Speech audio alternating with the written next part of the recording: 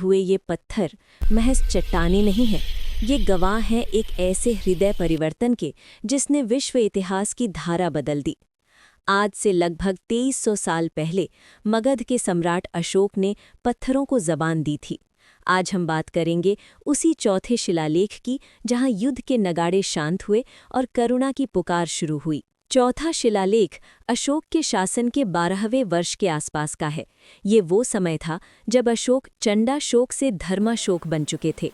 ये शिलालेख भारत के विभिन्न हिस्सों जैसे जूनागढ़ गुजरात, कालसी उत्तराखंड और एरागुडी आंध्र प्रदेश में मिलता है।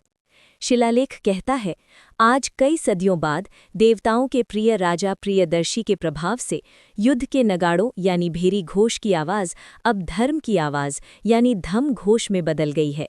ये इतिहास का सबसे साहसी बयान था।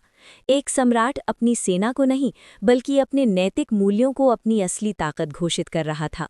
अशोक ने जनता को जोड़ने के लिए केवल उपदेश नहीं दिए, उन्होंने दिव्य दृश्य दिखाए। विमानों का प्रदर्शन, हाथियों की शोभा यात्रा और अग्नि के गोले। इनका उद्देश्य लोगों को ये एहसास कराना था कि एक सदाचारी जीवन न केवल धरती पर बल्कि परलोक में भी सुख देता है। इस शिलालेख में अशोक ने समाज के बुनियादी इकाइयों पर जोर दिया।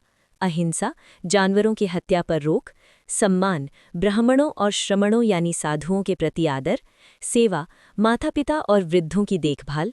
अशोक का मानना था कि धर्म का पालन करना ही सबसे बड़ा कर्म है। चौथे शिलालेख के अंत में अशोक एक पिता की तरह निर्देश देते हैं कि मेरे पुत्र और पौत्रे इस धर्म को आगे बढ़ाएं और इसमें कभी कमी न आने दें। आज सदियां बीत गईं, साम्राज्य ढह गए, लेकिन इन पत्थरों पर अंकित शांति और नैतिकता का संदेश आज भी उतना ही प्रासंगिक है। सम्राट अशोक का चौथा शिलालेख केवल एक राजा की घोषणा नहीं है, ये मानवता के लिए एक प्रेम पत्र है। एक ऐसा पत्थर जो आज भी हमसे बात करता है।